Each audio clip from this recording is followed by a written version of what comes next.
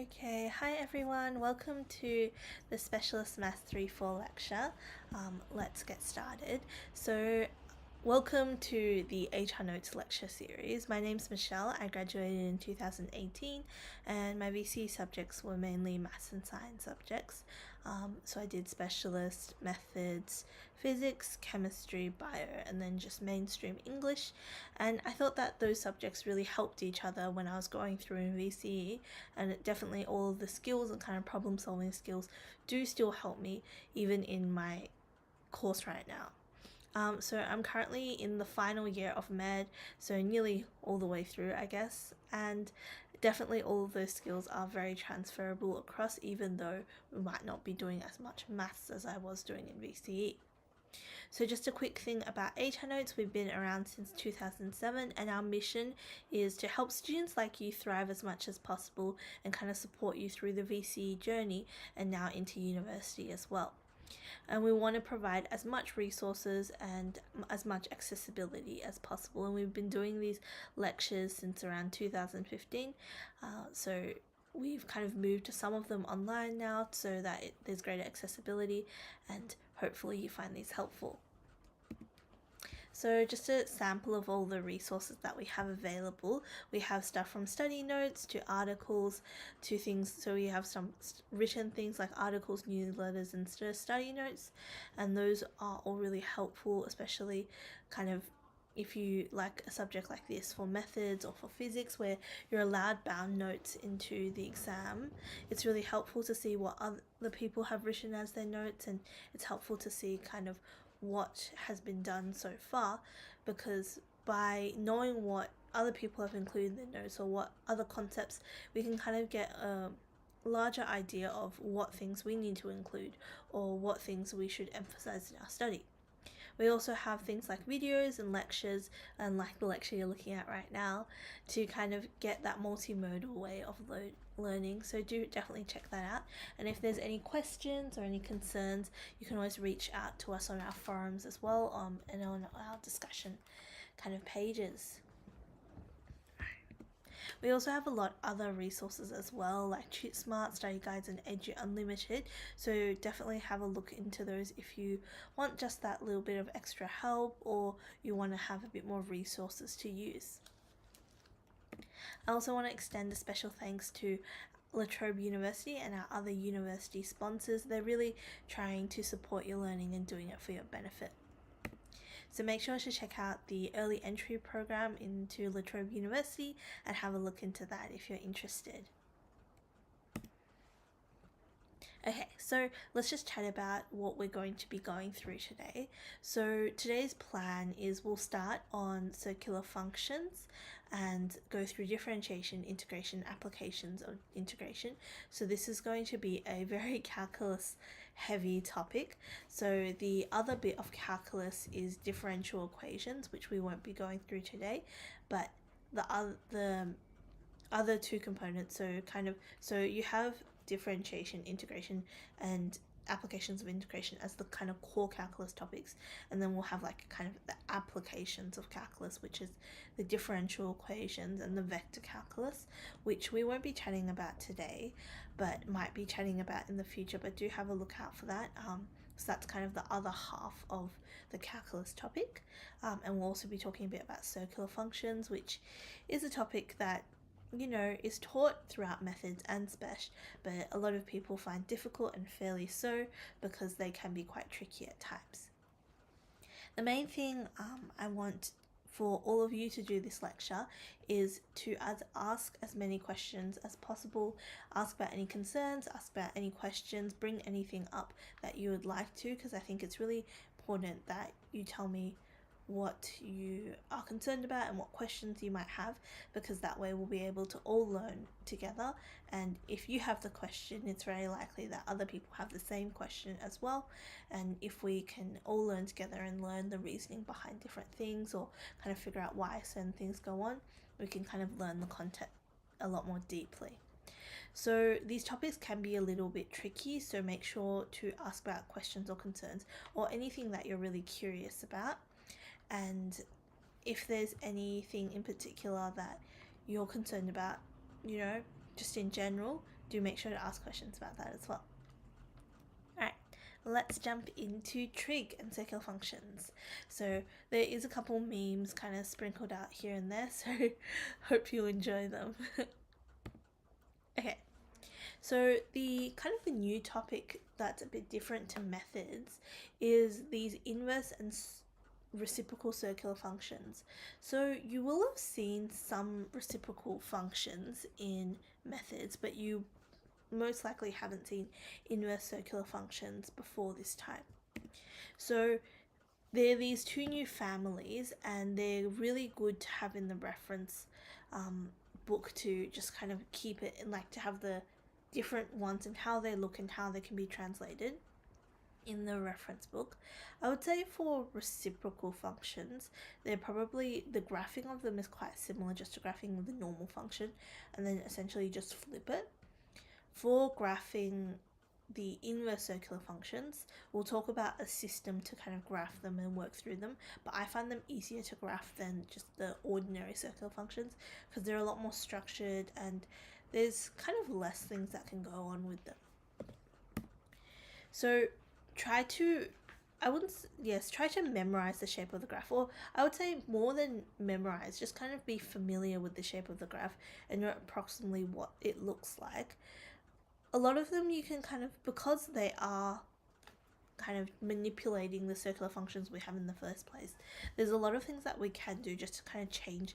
We can kind of, from first principles, logic what they look like, but obviously it is easier if you know the general shape of the functions and know what they generally look like, because that way you know what to expect when you're kind of doing these types of things, and also it might just be a more efficient process for you overall.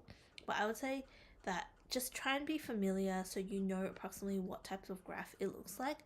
If you really can't memorize it, you can always kind of build it up from first principles.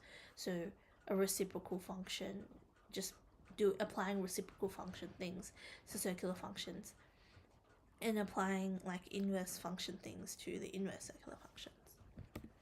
So a couple things that you need to know is the domains, the ranges, and the transformations, how to sketch them, and how to solve equations and inequalities involving them.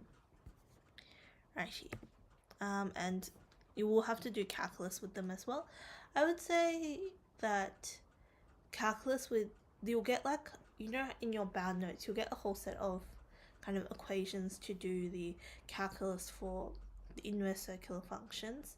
You won't really have formulas for the reciprocal functions besides sec because of its relationship with tan, but you should be able to first principle logic it using the chain rule along with the differentiation rules you already know.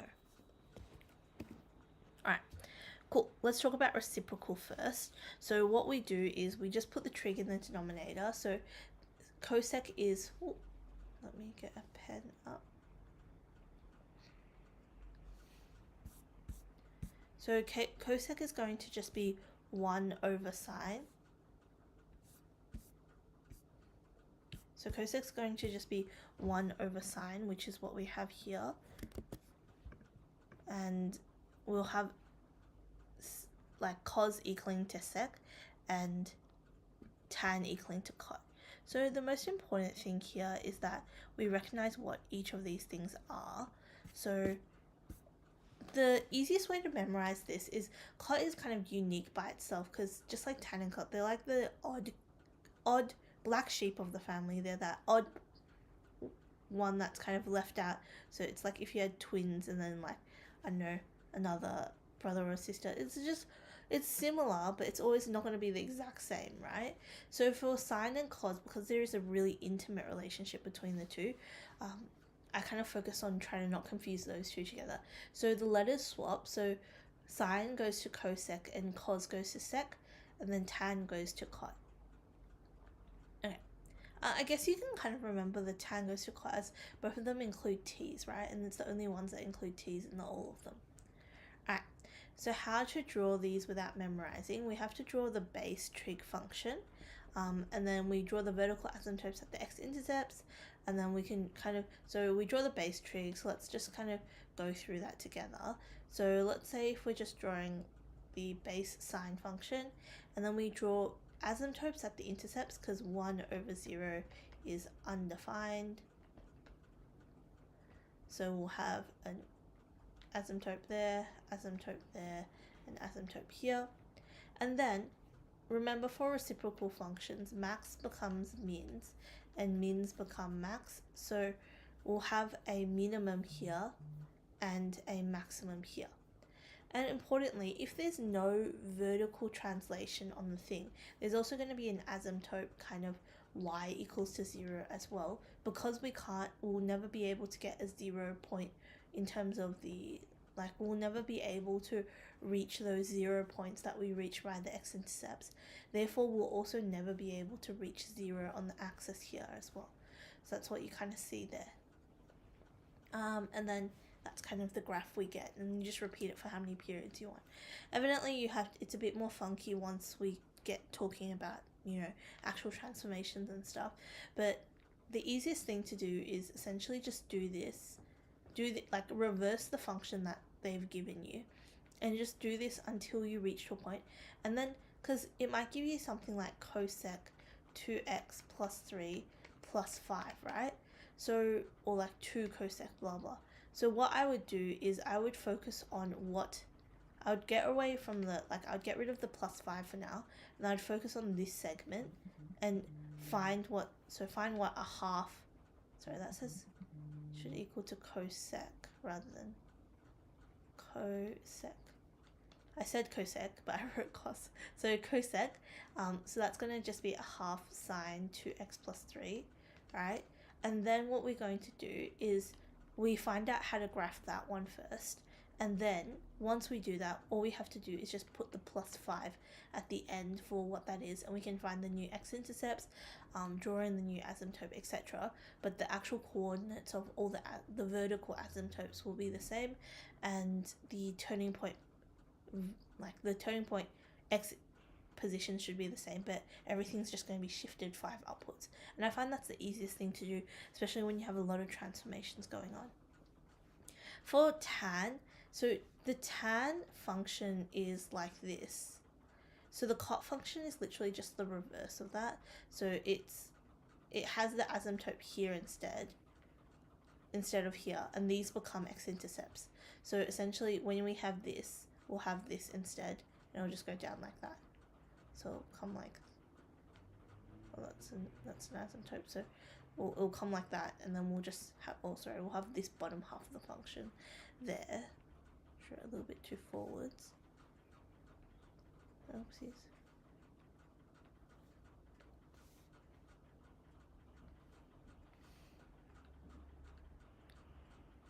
Okay, so we'll have this bottom half of the function here, kind of coming into here, and then we'll have the top part coming up there. So everything that was an asymptote before now becomes an x-intercept. Everything that was an x-intercept becomes an asymptote. And a cot graph is pretty easy to draw just by itself, because it's essentially just a reflected tan graph. Or you could even say it's like a reflected and then translated tan graph, essentially. Okie dokie. Alright, so let's chat about each of these functions a little bit more in detail. So cosec nx is 1 over sine nx, like we talked about before the letters swap. So importantly, the domain is no longer just R, right? Because now we have asymptotes there. And if we think of where the asymptotes would be located, they're going to be located when sine nx equals to 0, right?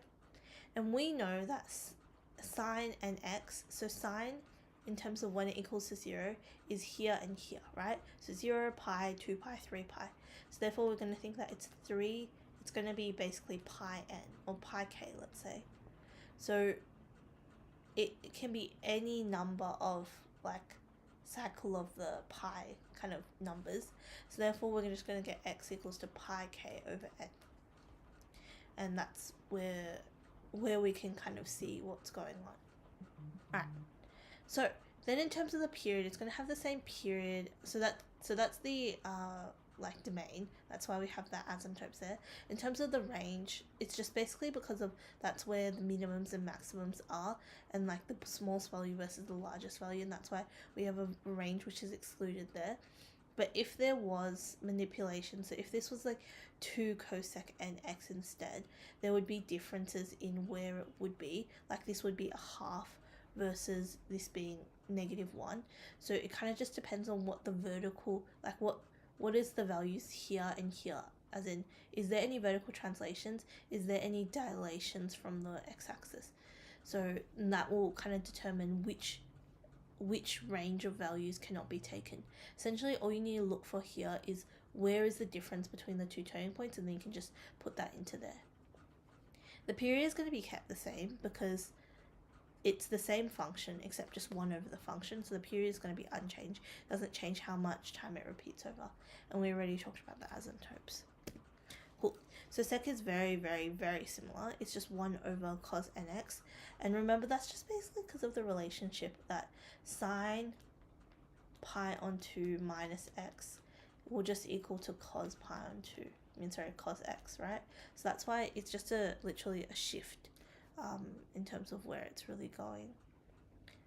So what we're going to do here is we can kind of see that now the asymptotes, now we're looking for when cos nx is going to be equivalent to 0, right?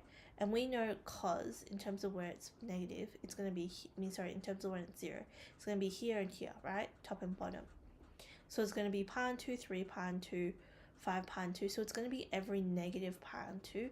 And we, doing kind of the proofing topic and all that kind of stuff, we might be a little bit more comfortable with how we can phrase that now, because it's going to be every 2k, which is the even one, plus 1. And that's going to give us our odd one over 2n times pi. So that's going to give where our odd asymptotes are. And the n component is just because we have the n there. Cool. Once again, the range is just going to be everything excluding the space between the minimum and maximum kind of turning points, and that's going to tell us where it is. Alright, so then the period, once again, it's going to be unchanged because the putting 1 over something isn't going to change how often this graph repeats. And then we already talked about how the asymptotes work there.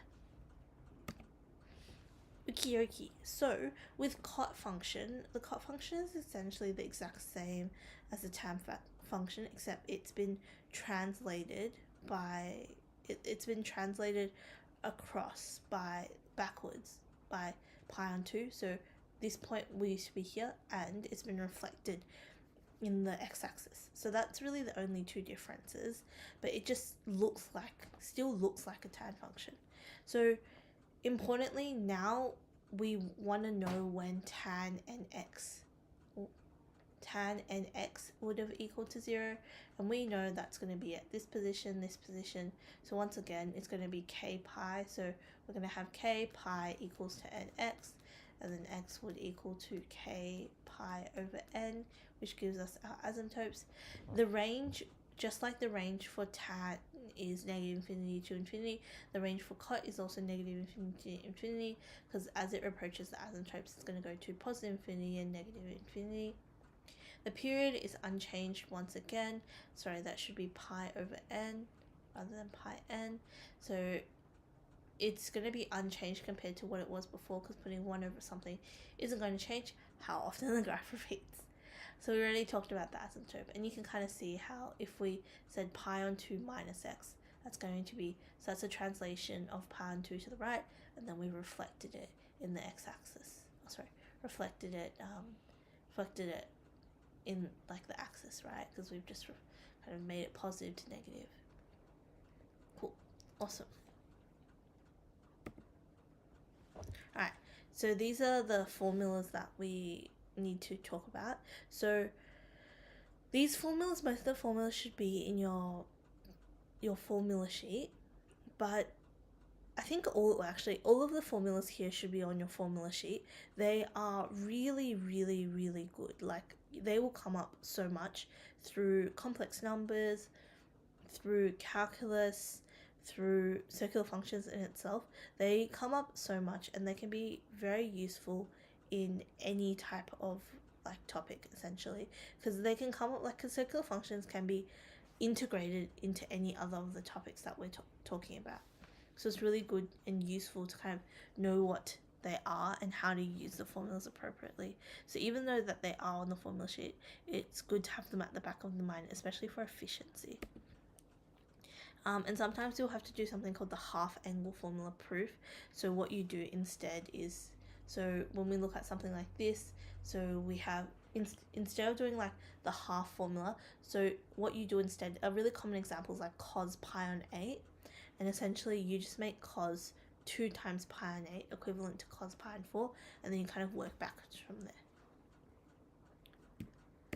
Alright, inverse circular functions. These are good to kind of memorize the shape of the graph and like just kind of know the gist of the graph. You can always do first principles, but it's always useful to kind of know what they look like. And because they're inverses, they're going to be cut off at certain points because of the turning points involved in a circular function, so that we can have a one-to-one curve. So how we can kind of draw is, if you didn't want to memorize it, you could just draw the basic trig, try to reflect it across the line, and then take the maximal domain to be one-to-one, and then kind of restrict and do whatever you need to do from there. Another thing is that if the inverse is on the inside, we can kind of cancel it across. If the inverse is on the outside, then we can't cancel it across. It's not always equivalent. And that's essentially just because if you think of something like, let's just use sine. So sine inverse of sine, actually let's talk about on the next slide because it would make more sense once we can see the domains and ranges of these functions. Alright, so for this one, right, the domain is negative 1-1. That's just basically because the base sine function, remember, it can only go from, the amplitude is at max negative 1-1, and that's because of the properties of the unit circle. That's the maximum values that sine and cos can really take, because of the unit circle only goes 1 to negative 1, right? So that's why it's the domain, and because it's the inverse, this was the range before, but now it's flipped into the domain. Okay, so in terms of the range, this is literally just arbitrary. Like, they've just picked a point which is a little bit arbitrary, and to be very honest, like, it doesn't really have any real particular reasoning why they chose this range over like a period before that or a period after that. Like, there's not really an implication per se of what they're trying to do here, unfortunately. So they've just tried to exclude any turning points, but there's no reason that it couldn't have been pi on 2 to 3 pi on 2. Like, there's not really a reasoning for that. It's just what they chose. But what we just need to remember is it's negative pi on 2 to pi on 2. Okay. So let's go back to that thing of sine inverse sine x does not always equal to x. So if we imagine sine inverse sine of, let's say, 2 pi and 3, right? Okay, so this cannot be equivalent to 2 pi and 3 because that's outside of the domain, outside of the range for sine, right? Like, that's not possible. It's outside of the range for sine inverse. So what we have to do instead is, when we look at this, what happens is we have sine inverse, and then we'll have something like, so 2 pi on 3, that's in the positive quadrant of sine, and pi on 3 of sine is just going to be root 3 on 2. So then we can kind of convert it backwards to what equivalent would be in this domain, in this range, and that would mean that the equivalent here is going to just be pi on 3, right? Because in pi on 3, when we sub it into there, it's going to be equivalent. So yeah, so we just need to keep that in mind in what we're trying to do. Okay, alright, so for cos, the domain is the same thing, because once again, you can only go from negative pi to, negative 1 to 1, and that's kind of the maximum values you can really take for the base cos function. But then in terms of its range, once again, it's a little bit arbitrary, so they just took 0 to pi, so 0 to pi, and it's very arbitrary in what they actually took in terms of the values. So my honest opinion is they just took negative 1 to 1 and picked one of the sets of values that it could be. So there is no reason why they didn't pick, let's say, for example, they could have also done pi to, they could have also done, yeah, they could have done pi to, let's say, 2 pi as well, or they could have done negative pi to 0 as well. Like, doesn't actually matter too much, because regardless of what you're doing, negative pi, they're always going to give you the same values of what you're trying to do here. So this could have, if we drew like another version of this graph along, this could have been from, if this was pi to 2 pi instead. So our domain here would have been negative 1, right? So that would have been negative 1 pi, negative 1 pi, right? Because when we sub in negative 1, we're going to get pi.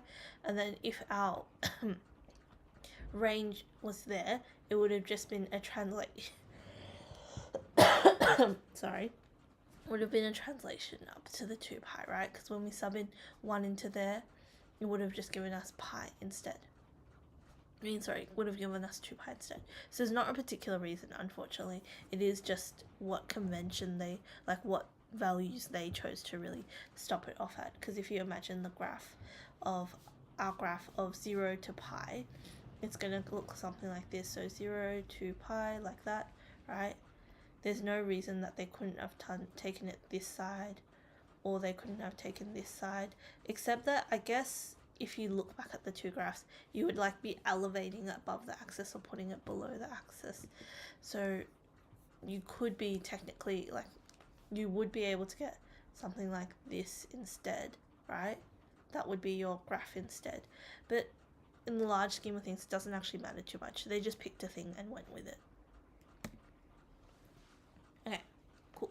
So the tan function is arctan, and it just looks like a cube root function, to be very honest, but it's just a tan function on its side. So because the asymptotes were this way before, now the asymptotes are horizontal.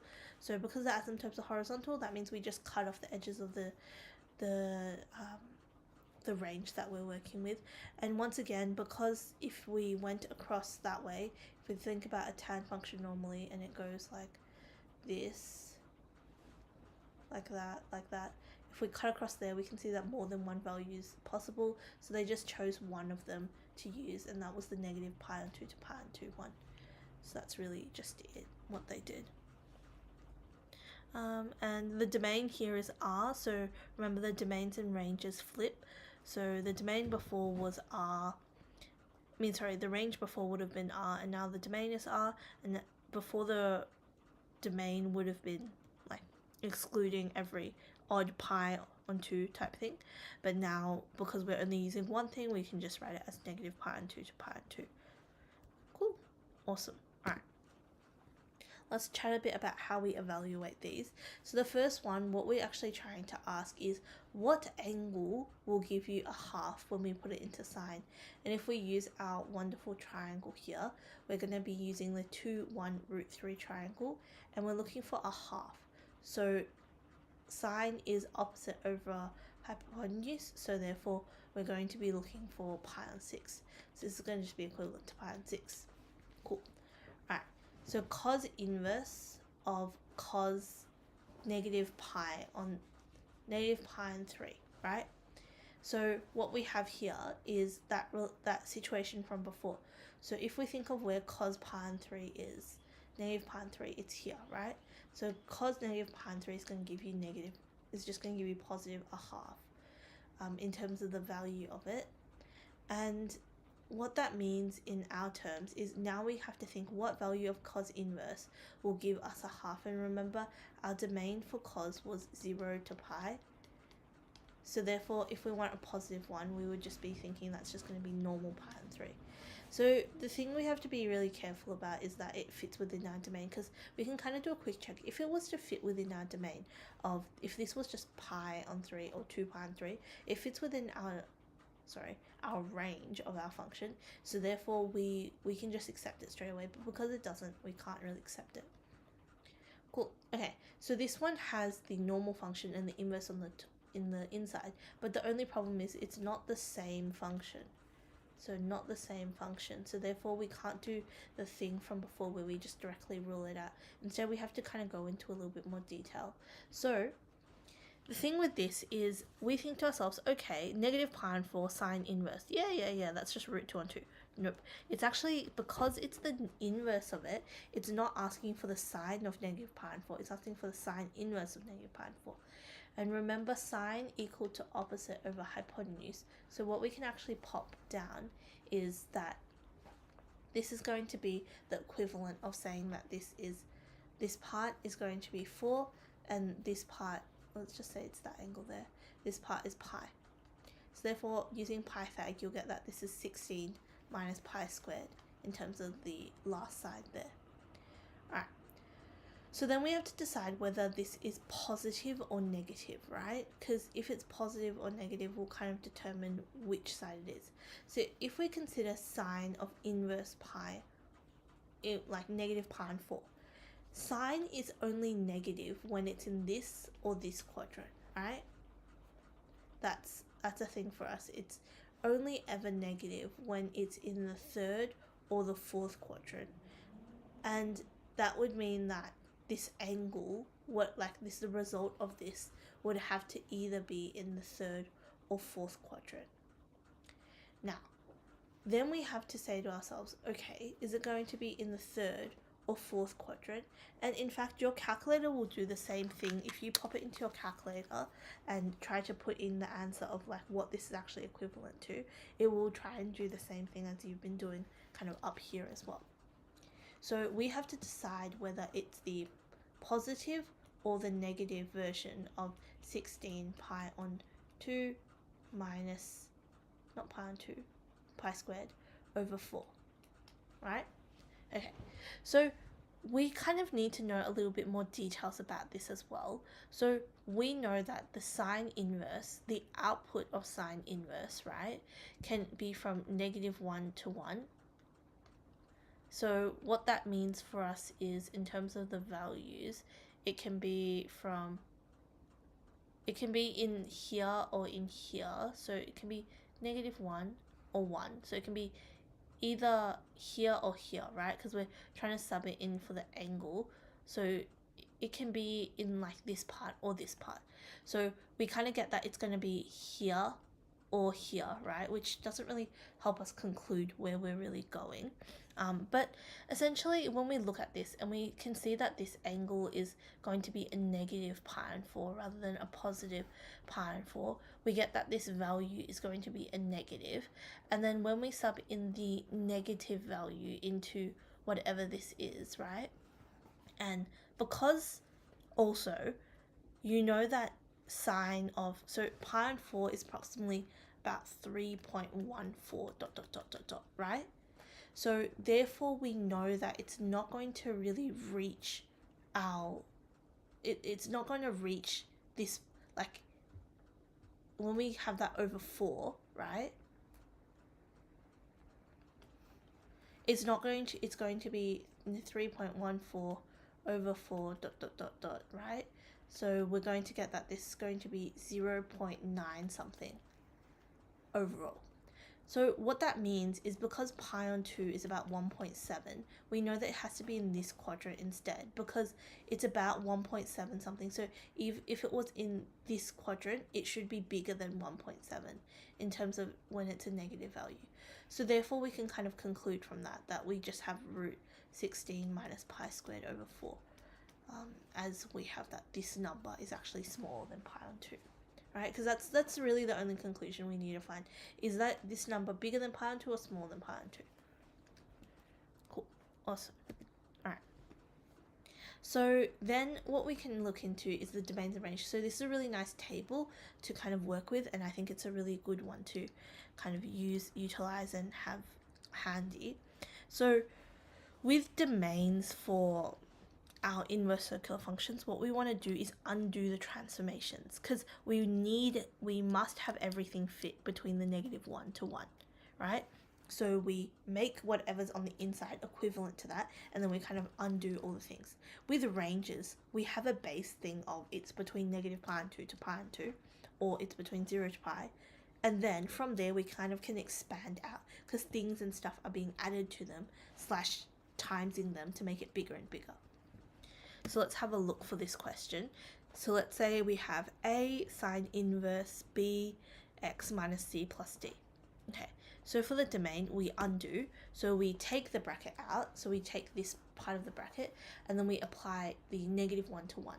So we get just bx minus c, and then we need to figure out what x values it can take for that to be able to be happen. So we put the c across and then divide by b, which gives us, it'll be c minus 1 over b to c plus 1 over b. Alright, so then for the ranges, what we do is build up. So we have the base range, right? And we say that y minus d over a is equivalent to the base range. And then we can kind of build it up by there. So we times everything by a and then add the d across to kind of get the overall range of the function. And this works the same way for cos as well, and for tan, so this works the same way for cos inverse as well. For tan inverse, I guess the only thing is that the range would work in the same way, that we kind of can build it up, but the domain you don't need to really investigate that much because it's already R, so regardless of what we really do to it, it won't really change it too much. Cool. Alright. So solving equations, it's essentially just everything the same, except we just need to make sure that we have, like, we're just integrating reciprocal and inverse functions now. So the thing is that you need to make sure you have it in the correct domains and ranges, specifically, especially for when we're talking about like the inverse functions, because they have a very specific range and domain.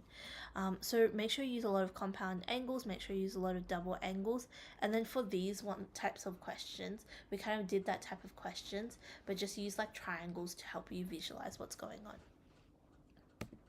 Cool. Alright, so let's go through solving this question together. So it's sec 2x equals to cosec 4x. Alright, so the first thing that we can kind of identify from here is sec, remember that's going to just be 1 over cos 2x, and this is going to just be 1 over sine 4x, right? Okay, because they're both 1 over, we can just flip both of the fractions and to give us the same thing. So now we'll have this as cos 2x minus sine 4x, right? Okay, cool. So then from there, we can kind of solve from there. And a really important thing for just circular functions and maths in general is that you don't just like reject a solution and kind of expel it into Narnia. You must actually keep all of your solutions and just minus things across until, so it's kind of just like if you had x minus 2 equals to 0, you wouldn't suddenly just be like, okay, x equals to 2 equals to 0. You would still keep the stuff from before as well. You would say x equals 0 or x minus 2 equals to 0. Okay, so we need the same base in order to solve for these. So we're going to change this one using the double angle formula to change this one into this equation instead. So 2 sine 2x cos 2x instead of sine 4x. And then what we're going to do is group, just like if we had x squared minus 2x, and we could group it into x minus 2, we're going to group out to the cos here. So we'll get 2 sine 2x minus 1 and cos 2x. So what that means is sine 2x will equal to a half, because cos 2x cannot equal to 0, because otherwise this would be undefined, right? So we just state why we're not pursuing one of the paths further. So then we can so it's important to also like look at the restrictions in the domain and minimals and maximal domains and all that kind of stuff. So just keep that in mind as well. So then what we can do from here is kind of pursue that further, and we can now kind of look at actually finding solutions. So just kind of briefly to touch on finding solutions. So we look at our triangle, it's our 2, 1, root 3 triangle. Once again, we're looking for this angle up here, so it'll be pi on 6th. Then we check which quadrant it's in, so it's going to be in quadrant 1 or in quadrant 2, right? And our domain is 0 to pi, but we'll have 2x will therefore equal to pi on 6 or 5 pi on 6, right? So therefore we'll have x will equal to pi on 12 and 5 pi on 12, right? So from there we can kind of take it from there, that 5 pi on 12 and pi on 12. But if it wasn't in the domain, we can always add or minus domains to really get it in there. Right, cool. Right, so that is circular functions. Let's talk and let's get a little bit about calculus. So the bread and butter calculus. Okay, so these are a couple things for your summary book first. So in your bound notes, you also should have the product rule, quotient rule, etc. But I personally, and I feel like a lot of math tutors and a lot of math teachers as well, don't really like the quotient rule, and I kind of agree because it requires more memorization and it's a bit slower as well. So what I would just turn it into is literally something which was, so if I had 1 over x, I would just turn it to x to the power of negative 1. Or if I had x squared over x plus 1, I would just turn it into x squared, x plus 1 to the power of negative 1.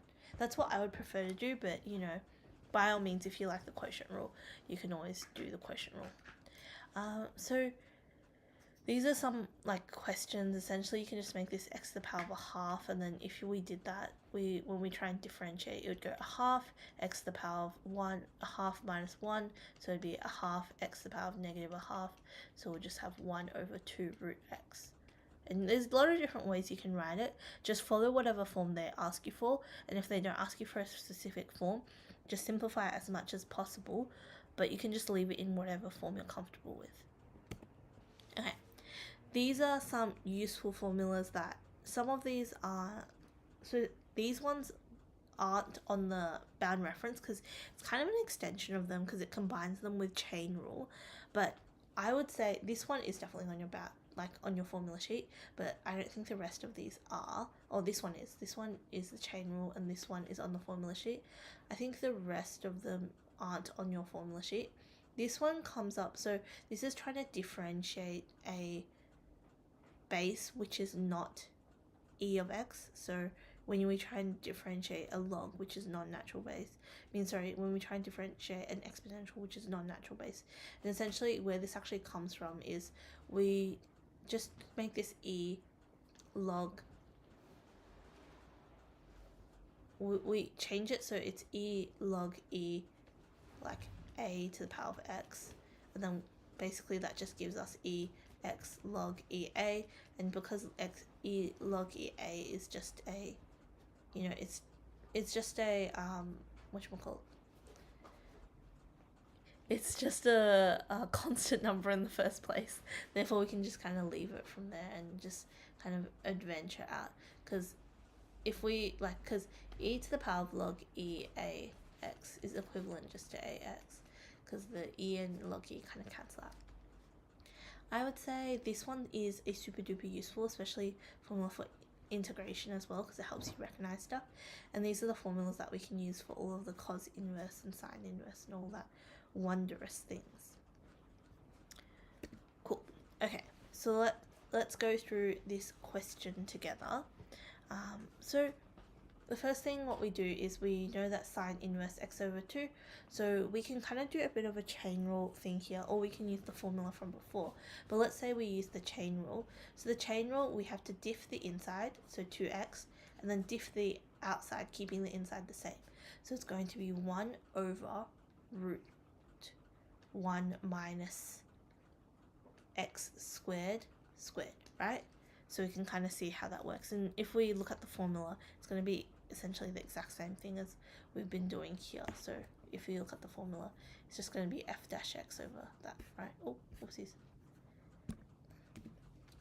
So then what we can do is, what we'll get is this going to be 2x over root 1 minus x to the power 4.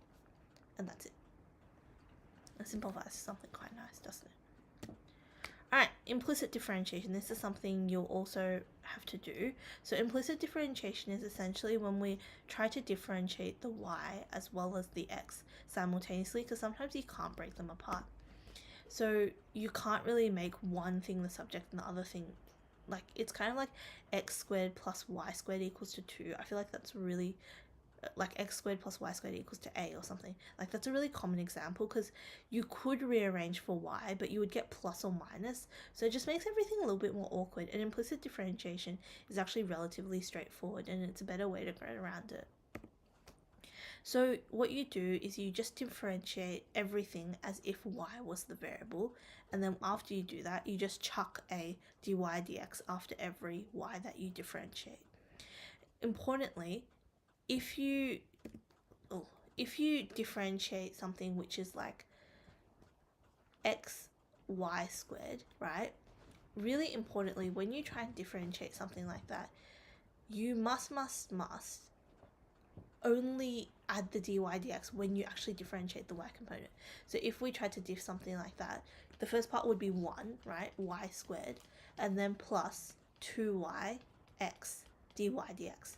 So see how the dy dx only goes with the part when I actually differentiate the y, rather than this part, because in this part the y is kind of like, the y squared is just a inert type thing. It's not really participating in this process, but compared to this one where it's actually being differentiated. So let's talk a bit about related rates as well. It's often an application-y type of question that comes up not uncommonly and gets even worse when we do differential equations. So what we want to do is make sure we know the information in the question. Particularly units are really important in any type of application question. And you can also talk about the direction of the gradient as well.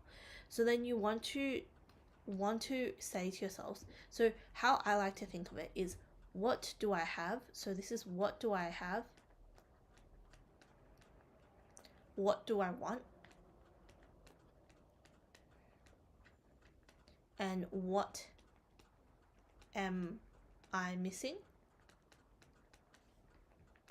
Right, so what do I have? What do I want? What am I missing?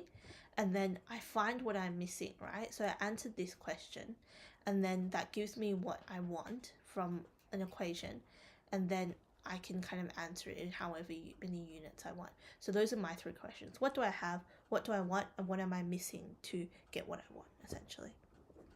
And you can write out the formula and then substitute the answers as appropriate. Okay, so in terms of parametric differentiation, it's literally the same as related rates. It's just the dy, like it's just chain rule. So dy dx will equal to dy dt times dt dx. It's a bit of dodgy math, but essentially if you look at the denominator and the numerator and try to work those out together, if they cross out, then they are cancelled out and you can kind of combine the two together. It's a bit of dodgy math though. Definitely don't actually draw lines through them, just write it out, and if you can see it, then it should cancel out. Alrighty, so let's go through this question together. Water is draining from a cone-shaped funnel at a constant rate of 600 centimeters cubed per minute. The cone has a height of 50 and a radius of 10. Let h be the depth of the water in the funnel at time t. The rate of decrease of h in centimeters is given by. So the first thing, that was a lot of information, right? We don't really care what's happening, so we know that it's draining from the funnel, so we know that it should be negative, right? So right away we know that dv dt is going to equal to negative 600. So that's the information we can glean from there. It has a height of 50 and a radius of 10. Okay, h be the depth of water in the funnel at any time. So this is h. Oh, sorry. That's h, right? And we want the rate of decrease of h. Alright, so we want dh dt. So this is what we have, this is what we want, and if we write out an equation, so dh dt is is going to be equivalent to dH dV times dV dt, right? So what we're missing is dH dV. Now, how can we get dH dV? So what's the relationship between the height and the volume of a cone? We know that the height and the volume of a cone, we get that V will equal to 1/3 pi r squared h. It's also really useful to have all of these equations and stuff kind of combined into your, to make sure you have like geometric equations. So stuff for cones, circles, spheres, and 2D shapes as well in your bound reference, because they're particularly special. It uses a lot of shapes and like throughout their content. So in calculus, vectors, complex numbers, just doing basic linear stuff as well. Lots of shapes, and a lot of their proofs involve shapes as well. So it's really useful to have that basis. And because you learn the cosine and the sine rule in 1-2, they kind of use that as implied knowledge. So it's important for you to have those formulas and stuff in your bound reference, because it sometimes does make your life a little bit easier. Cool. So what we can tell from there is we're missing an r variable, and once you do this once, you'll probably never forget it. So what you use is similar triangles. So we know that this is 50 and this is 10.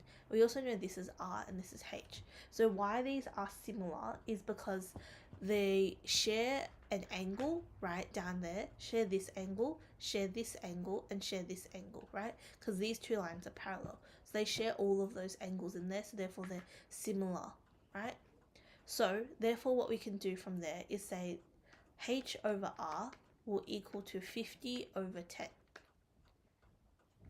So therefore you'll get that h will equal to 5r. So what we can get from there therefore is that we can sub that back in. So we'll get this is 1/3 pi 5r times r squared. So we'll get this is going to be 5/3 pi r cubed. Okay, so that's what V, oopsies, we put it in the wrong one, didn't we? Let's rewrite that again. Got too excited, made everything in terms of r. So we need everything in terms of h because we're trying to find h, aren't we? So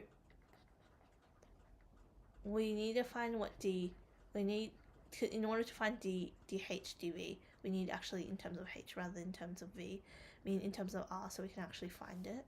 So therefore r over h will be equal to 10 over 50, so r will equal to 1/5 h.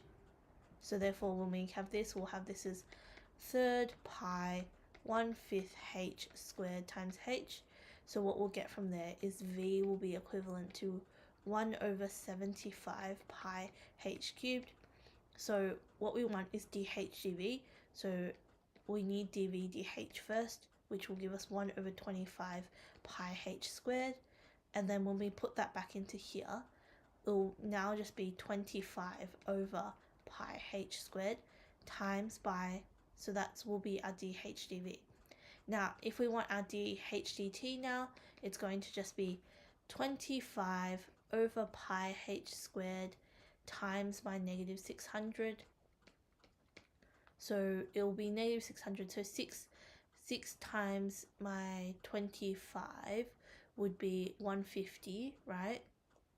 And because we're looking for the rate of decrease, so we're looking for the rate of decrease, so that's 150, 150, and then 0, 0. So really the only answer which is looking appetizing is that one there. And we can see that the pi over h squared is at the bottom, so that looks good. These don't involve anything, so right away you can probably roll out the other options. But it's a rate of decrease, that's why the negative is gone. Okay, have a drink of water.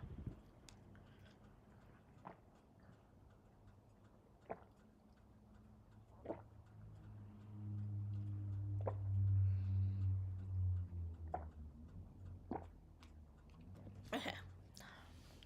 Alright. Let's move on to second derivatives. So second derivatives are also quite useful.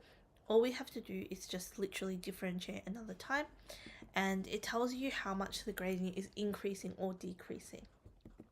So it's useful to find out where, like if the turning points are maximums or minimums, because that kind of tells you, or if there's stationary points of inflection. Basically, if you have a double derivative equaling to 0, what that actually tells you is that there is a point of inflection there, definitely, because the gradient isn't even increasing at that point, so you know that it's completely flat. But the problem is we don't really know whether it's a point of inflection or a stationary point of inflection. That's why we have to kind of look back at f of x to be sure. Okay, so in terms of concavity, we find that out using the second derivative, because remember, that's what tells us whether the gradient is increasing or decreasing, and that's what concavity is, right? So when it's concaving up, the gradient is increasing, and when it's concaving down, the gradient is increasingly negative, or otherwise known as decreasing. So if we look at here, right, it's concaving up and then concaving down. So you can kind of see where it's going from there. And the thing is that it's not always corresponding to, like, so this one, right? For example, here, right? This part is concaving down. The reason why it's concaving down, even though it looks like it's positive, is because the gradient is higher here in terms of positive numbers than it is up here. So even though this is all positive, it's decreasing in terms of its actual gradient, right? Because it goes from, let's say, positive 20 to positive 5. And the same thing here. Even though it looks like there is a change of gradient across there, which there is, but in here, it's actually concaving up because it's increasingly getting positive, because it was really negative before and it's increasingly getting positive over that slope. So in terms of the second derivative, concave up is smile, as the increasing gradient as x increases, negative gradient concave down, decreasing gradient as x increases. So it's really easy to get tricked by saying, oh, the gradient looks positive or the gradient looks negative, but just think of what the gradient is at the start and then what is actually happening to the gradient as it goes along. Okay, so when we do the second derivative test, what we use that is to tell whether we have a minimum, maximum, point of inflection, or stationary point of inflection. And what we actually do is we want to test the nature by the stationary point by just subbing it in. You essentially just find what the second derivative is and then sub it in. So if it's positive, it's a local min, and that's because we know that it would be increasing, right? The gradient is increasing over that position, so that means that it's a concave up position. So it's gradually, it's from something that's negative becoming more and more positive, so it's a local min. If it's negative, it's a local max, because it's going from something which is really positive, right, becoming less and less positive, eventually gets to 0, becomes even less positive, and becomes eventually negative. So if f of x equals to 0, we need to find out whether it's a point of inflection or a stationary point of inflection, right? So we can just sub it into the first derivative again to find it out. If f dash of x also equal to 0, then it's a stationary point of inflection. If it doesn't equal 0, then it's just a point of inflection. So if you really want to talk about point of inflections, you can talk about how it changes signs, like either side of the point of inflection. So because essentially in terms of a point of inflection, right, you're going from something which is positive, right? So you're going positive, really positive. So it's going something, it's the secondary derivative is becoming negative, right? Because we came from something which was really positive, became less positive, and then it moves up here, becomes like negative or 0 here, and then doesn't become negative, sorry, it just becomes 0 here. Like the actual second derivative would be negative here because it's becoming less and less positive here, right? So the actual section here is less and less positive, so therefore it's negative. So second derivative is negative here.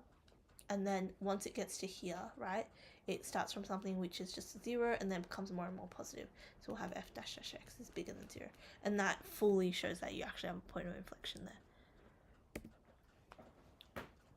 there. Okay, amazing. So then let's just talk about how we have the second and first derivative kind of interacting with each other. So essentially, in terms of first and second derivative, what we have is the relationship evidently between the two is that we have f dash dash x is when we do d of dx, and we can also talk that other way around is the integration of that, so whatever it is dx. What each of these kind of mean is, so this will tell you the point, this will tell you the gradient, and this one will tell you the gradient of the gradient. So an important thing is that if you're looking for stationary points in that one and you go to the second derivative, it won't tell you the nature of the stationary points in the derivative, right? You actually need to go one step further to find the third derivative after that. Alright, so let's kind of just go through how they interact with each other now here. So essentially the position of each thing should be, the same. So let's draw out a table to talk about what's going on here. So let's draw out our table. So this is our f dash dash of x, and this is our f of x. So we can draw out our table to kind of talk about what's going on. Alright, so we can say, alright, let's do f dash dash of x is bigger than 0, f dash dash x is smaller than 0, and f dash dash x is equal to 0.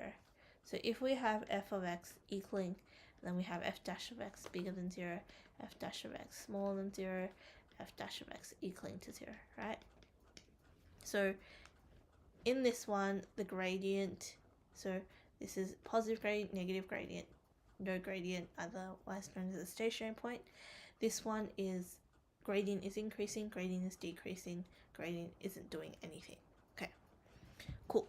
So when we look at this, right, what's happening when the gradient is increasing? So when the points are increasing and the gradient is increasing, what happens is we'll have something which is in a section literally like this, right? So it'll be like that, because the gradient will be starting from something which is normal and then it'll be getting bigger and bigger and bigger, right? When the gradient is decreasing and when the gradient is smaller than 0, and then so when it starts as something negative and then the gradient is increasing, that's when we have our smiley face kind of position. But I guess we have to note that in between here, that's where it equals to 0, right? So we'll just rub out the other side of it. But this is like, this side is this side of the smiley face, and this one is this side of the smiley face. Let me just make sure to rub it out so that we don't get confused.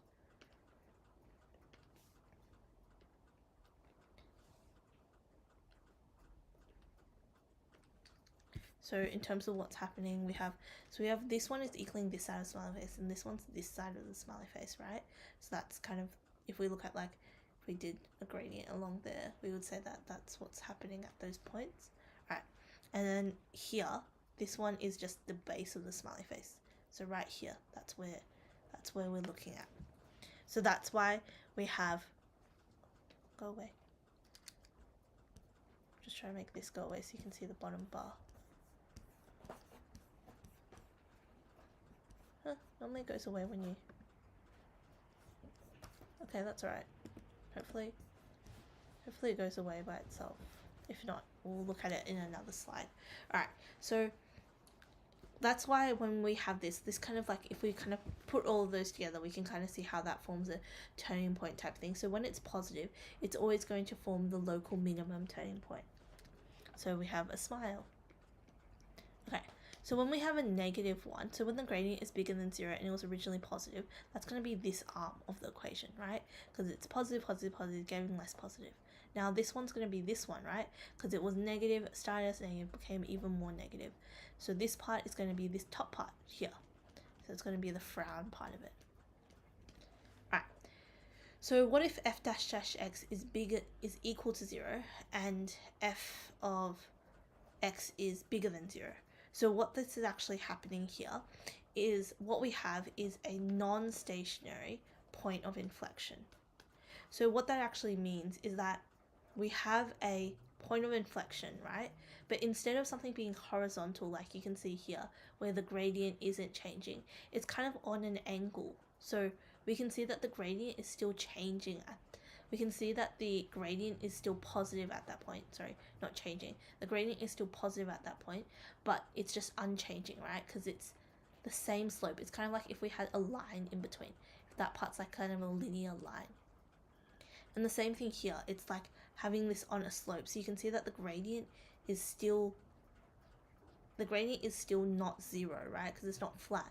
But we can see that the gradient is negative, but it's just becoming, so it goes negative, negative, negative, becomes less negative at that point, right? So this part would be corresponding to here. So it started from negative, became less and less negative, got to a non-stationary point of inflection, stayed at that negativity, and then became more negative after that. So it kind of moved on to this one. So we can see how the sign is changing. Alright, so then if we're equal to 0, that's when we're going to have our stationary point of inflection like that. So we have a flat gradient. Gradient goes from something which was positive becoming negative, right? So we can see that this one corresponds to this. And then we have this side which corresponds to this. So we can see, once again, the sign is changing across that. Cool. Amazing. So that's the different interactions. I would recommend to draw this table in your own time as well to kind of have a diagram of what's going on. Alright, so let's talk about how we do this. So if f dash of x is bigger than 0 and f dash dash of x is, so second derivative is smaller than 0 for all of x over a given part of the domain of a function f, then the graph of the function over this part of the domain would be the curve which. So what this implies to us is that the gradient is decreasing and what this applies to us is that the gradient is positive. So over this part of the domain the curve would be, so because the gradient is positive, that means that the curve is increasing, right? So right away we can say, okay, the curve is increasing in some manner or form. So that means that we can use this answer, or this answer. And then we know that the gradient is decreasing. So it's going to be decreasing across this. And the increasing x is kind of just used to say that's what's happening as we go from left to right. So we want to say that the gradient is decreasing, but the actual graph itself is increasing, right? So f dash of x means strictly increasing, and then second derivative means concave down. So therefore we would get C here, because we can see that the graph in this section would look something like this. If we kind of go back to our previous question here, you can kind of see it's going to be this case, right? F dash of x bigger than 0, f dash of x being smaller than 0. Yeah, so you can see gradient is increasing, and then gradient, so the curve is increasing and the gradient is decreasing, right? Alright, so in terms of your summary book, what you should have in your summary book is implicit differentiation. If you see a y, differentiate, but just shove dy dx after. In terms of points of inflection, concavity, that type of thing, we can use that to verify turning points like the direction of the gradient. Maybe. Sorry, I'm just trying to get rid of this thing here. So that you can actually see the bottom of the, maybe I'll just do this really quickly and then start it again. Sorry for this. Just want to make sure you can actually see the bottom part as well. Cool. So in terms of this, we can differentiate the y, but then shove the dy dx after. In terms of points of inflection and concavity, we can use that to identify the direction of the turning point / the direction of the gradient. So if it's bigger than 0, it's a local min, because once again, really, so it's negative, negative, negative, negative, comes to become more 0 and then becomes positive over that direction. Then we have local maxes, so positive, positive becomes less and less positive, and then eventually becomes negative. If it's equal to 0 and f dash of x, if the double derivative is equal to 0 and so it should be the other way around. So if the double derivative, why is it not working? So if the double derivative is equal to 0, right, and the gradient is not equal to 0, that's a point of inflection. If the double derivative is equal to 0 and the gradient equals 0, then it's a stationary point of inflection. Okay, in terms of related rates, we can look at the units in the question, make sure to have a look at what they give you and what to use, and just use the chain rule / parametric equations. So use that equation right there. Okay, so in terms of antiderivative graphs, this is often a really common question in exam too that you might have to explore. And importantly, the main thing to do is just to remember that the x-intercepts will show the stationary points, right? So if you're going from something which is a derivative diff to its original, the x-intercept should show the stationary points, and anything above or below the gradient shows the direction of the gradient. So you can kind of do a bit of a gradient table using that. Ooh. So let's go through this question together. It might be a little bit hard to see, but essentially it's asking you to, so for the graph, show the following could be the,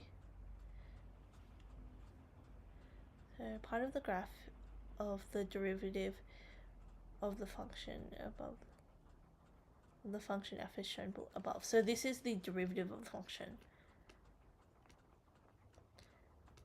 right?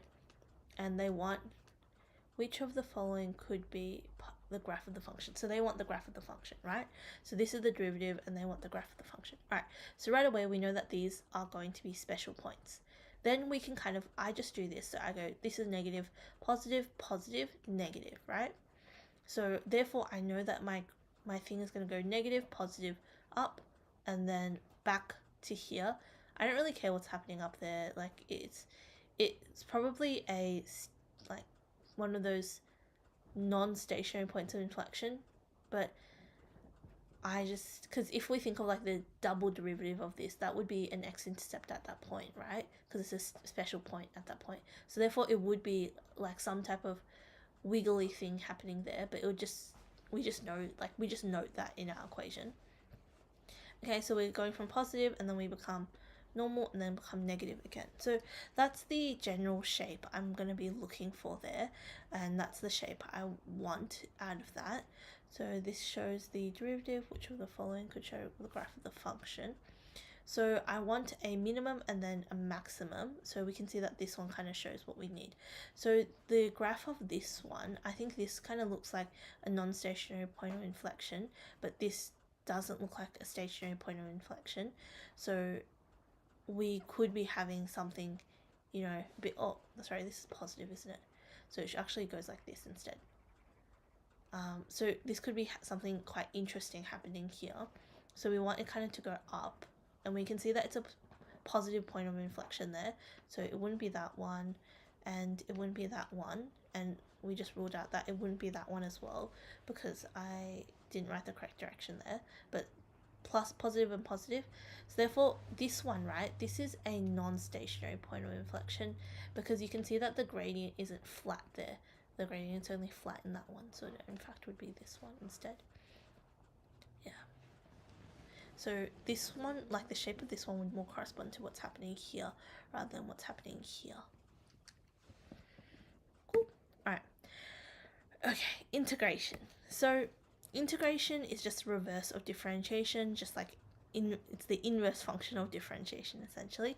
So what we're doing is, important thing is you know what's going on, and just make sure that you have like a and b as the upper and lower bounds. Remember, it's going to be b minus a, so make sure to keep it in the correct order, and make sure to put the dx at the end. That's really important because if you leave that off, you won't get the mark for it, unfortunately.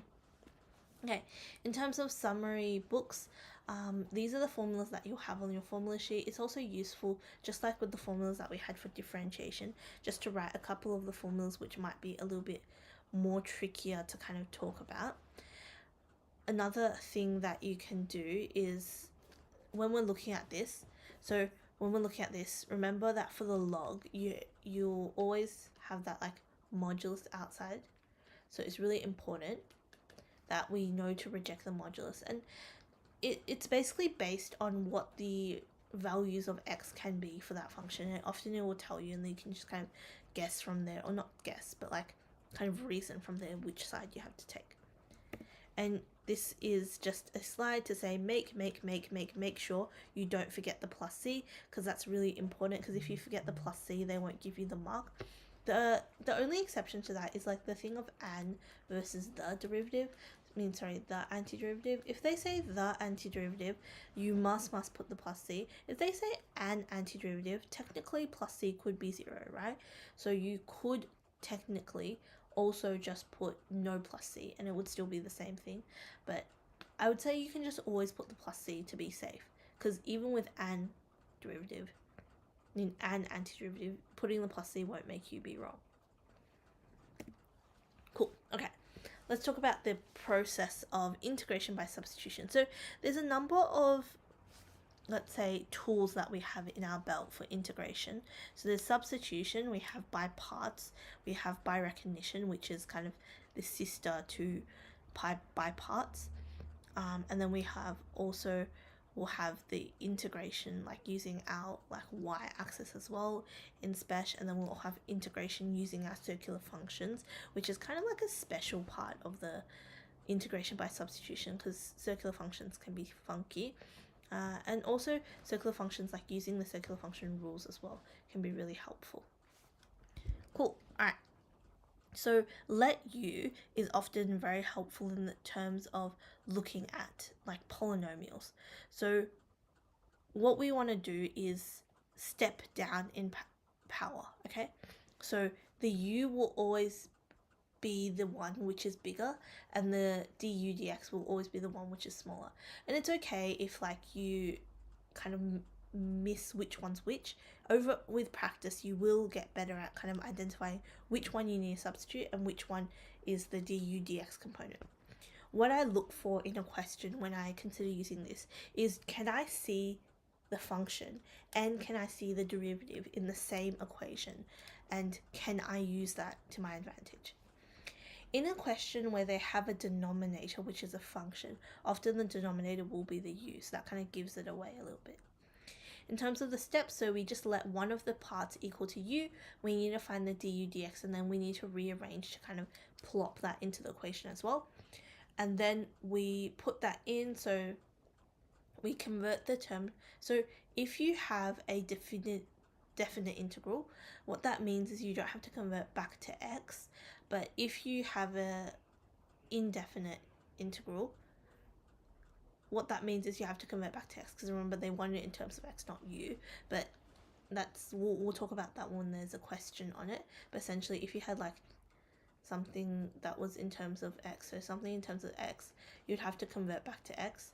But if you have like terminals, right, so definite integral, you don't not need to convert, because you can just sub in the terminals and it's a like it will be a number, right?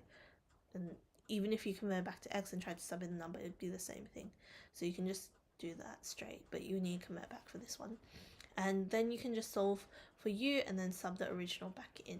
So you put in the u's, give yourself an integration which is actually easy to do, and then you can kind of put u and x back in after that.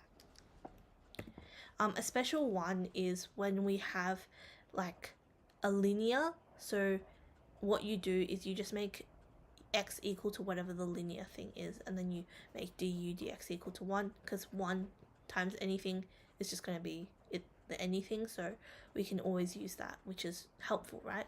Because if you have something like root 4 minus x, we can definitely use that there, because we can say u equals to 4 minus x, and du dx just equals to 1.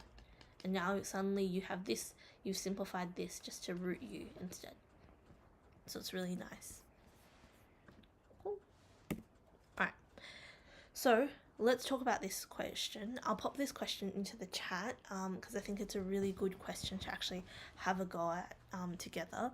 And I might give you maybe like, I don't know, like 10 seconds to kind of think about on your own of what you might do here, because I think it's really important for this one, and then because it tells you the substitution as well. So I'll give you, actually I might give you 20 seconds to just have a think what you might do and what you might consider.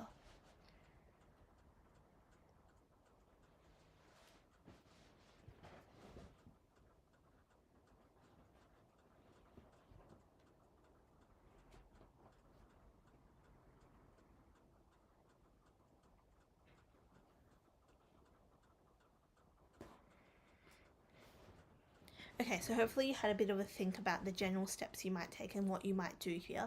So it tells you the substitution straight away, which is actually really nice of them.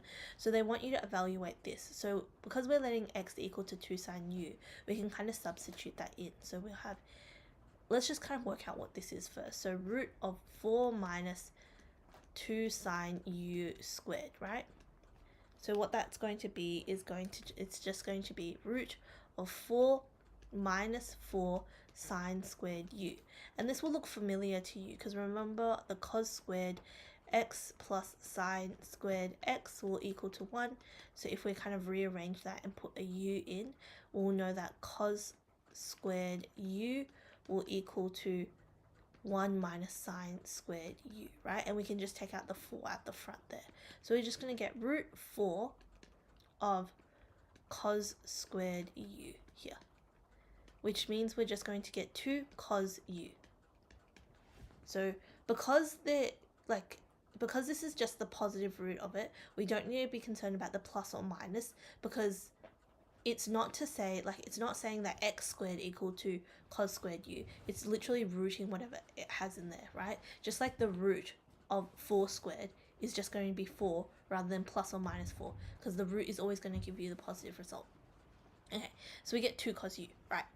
Okay, so then in terms of our du dx, what we're going to get is that this is going to be so in terms of our 2 sine u, right, we're just going to derive that, and the derivative of sine u is just cos, let me just put, because we have it in terms of u right now, so I'm just going to rearrange first before we jump ahead to that.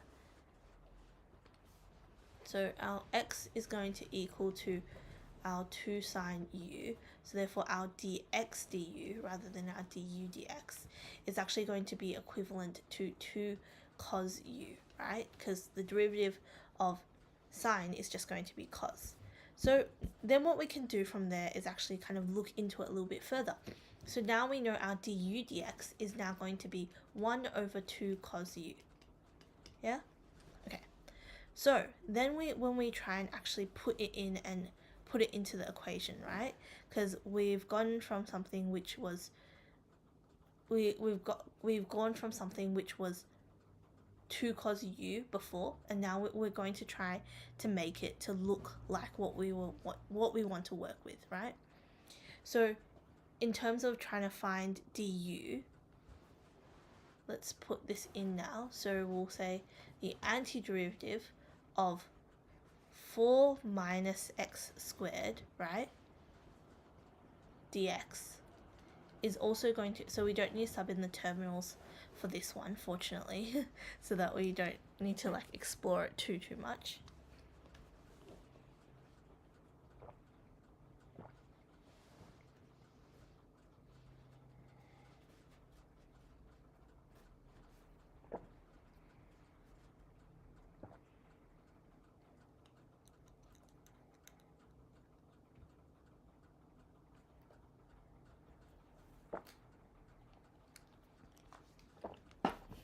So what we can actually do here is, because we have this dx kind of component here, what we want to do is, it's just like when you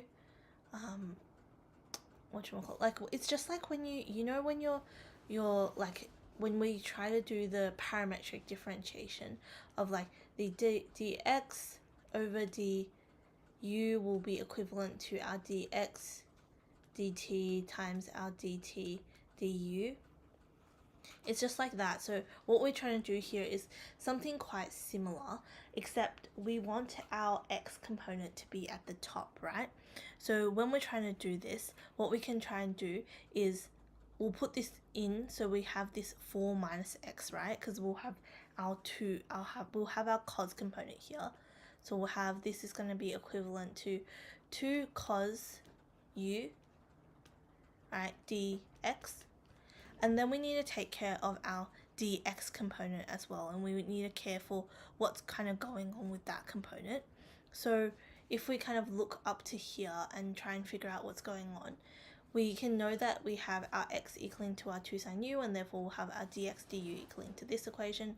So what we can apply here to kind of get rid of that is instead go back to this one.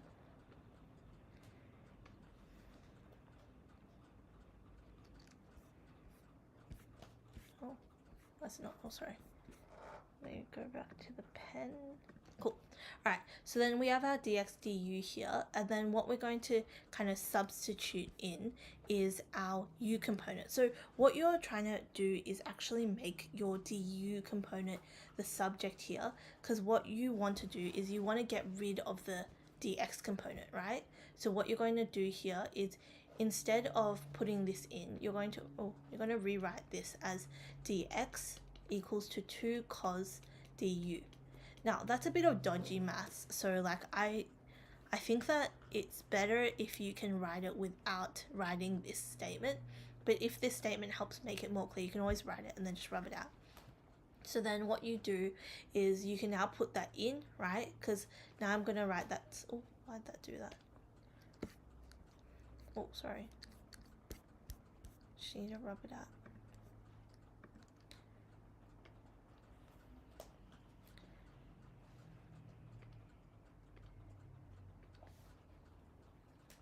So I just need to put that in, so that will be cos du. So we can put that into there, so that will be 2 cos u du. So then from there onwards, we can kind of make it a bit simpler. So it'll be equal to equivalent to 4 cos squared u du. And then we can kind of utilize the rules that we know. So we know that cos 2x is equivalent to 1 minus cos squared x, right? So we can kind of utilize this rule over here. So we can say that therefore we'll have that cos squared u will just equal to, 2 cos. So it will just equal to 1/2 of 1 minus cos 2x, right? So when we kind of put that across, we'll have that's going to be 1 minus our cos 2x. So therefore we can kind of replace it with 1 plus our cos 2x. And therefore we can kind of replace it with what we have so far. X minus 1. So we can kind of replace it with this. So we'll have this is going to, is there enough space? So it's going to be equivalent to just saying that it's 4 times 1/2 of cos 2x dx, right? So then we can kind of simplify that and just kind of simplify that down. So it's just going to be 2 cos 2x dx, right? Or 2 cos plus 2 dx. This is getting really messy. I'm going to just rub, okay, I'm just going to rub all of this out and then rewrite, because there's not enough space for this, all of this to be on the same page.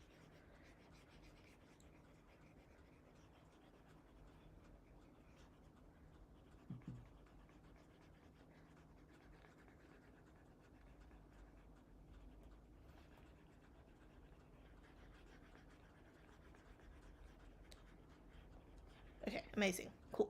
All right, sorry about that. There's just not enough space and everything's kind of getting munched together. All right, so we kind of ended up with saying that this was equivalent to 4 cos squared u dx, du, sorry. And therefore from there we can kind of sub in our thing that we were talking about up here.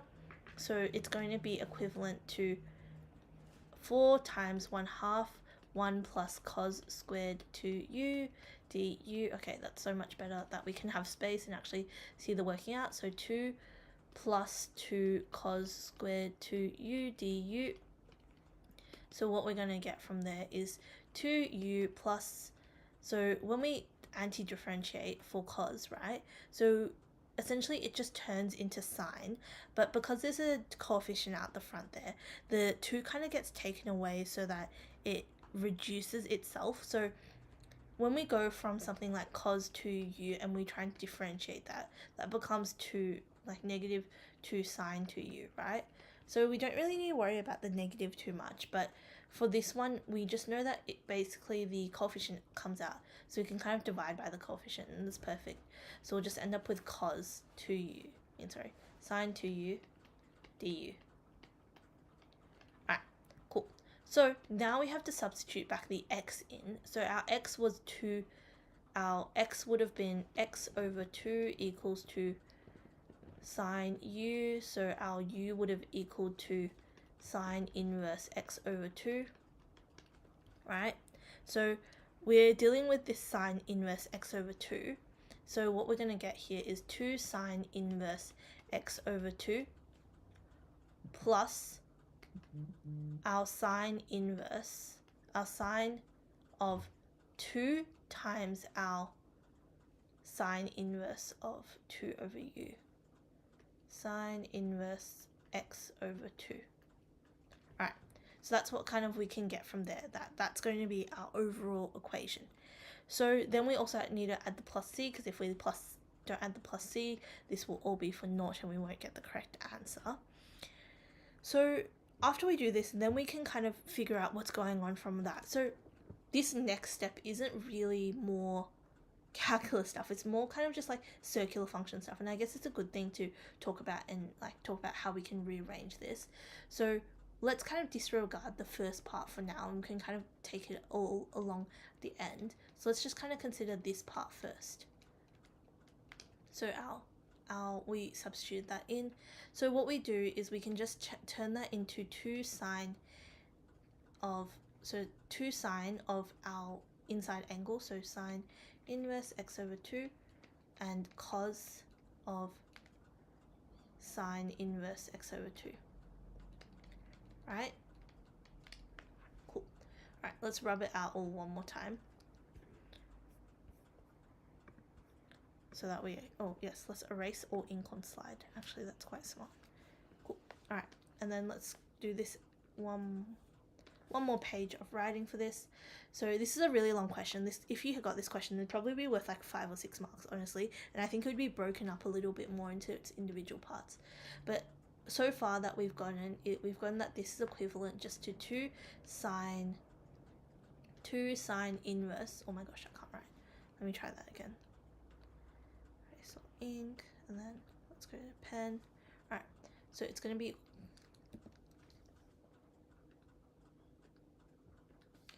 be equivalent to 2 sine inverse x over 2, and then we said plus, it was sine 2, it was 2 sine, yeah, and then it was sine 2 of sine inverse x over 2, like that.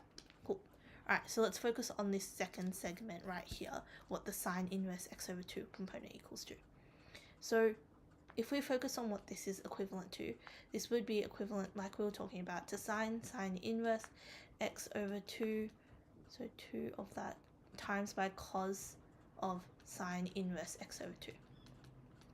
Now we can apply our knowledge here of what sine inverse x over 2 is. So sine, once again, is opposite over adjacent. So if we made opposite here and adjacent here, we would get that this is going to just be x squared minus, oh sorry, wrong way around, 2 here, x over here. We would get that this one is just going to be 4 minus x squared, right, as the kind of the adjacent side to the angle up here.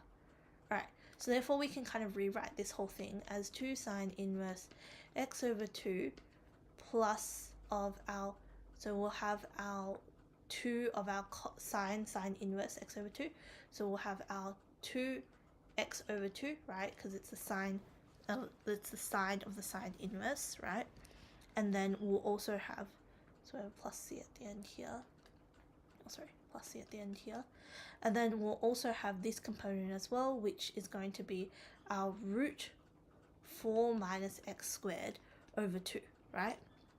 So then if we kind of write it out and simplify it and make it all in all, we'll end up with 2 sine inverse x over 2 plus x root 4 minus x squared over 2. Okay, and then plus c. Make sure to add the plus c's. Alrighty, cool. Sorry, that was a really complicated question, but I think it's really worth doing. So just kind of note that question down and put it into your bound notes or have it somewhere to have and peruse. Alright, this one is a lot more straightforward, and essentially all we need to do is just so we need to recognize which one has the higher power and what's going on. So often the one included in the function is the one we want to let u. So we have let u equals to x squared, so du dx will just equal to 2x. So we can kind of manipulate this into 1/2 2x sine x squared dx. So what we're going to get here is it's going to just be a half, right, of sine u, and then we're also going to have du dx, right, because we're replacing the 2x with du dx times bx, and you can see those two cancel out, right? So therefore what we're going to get here is it's going to be a half of sine u du, which is just, so remember cos goes to negative sine, so if we anti-differentiate sine, it'll go to negative cos, so we'll have a half negative cos u, right, plus c, and then we can just substitute that back in. So we'll have negative a half of cos 2x plus c. Yeah, that's right, cos, not 2x, cos x squared. Let me rub that out. Cos x squared plus c.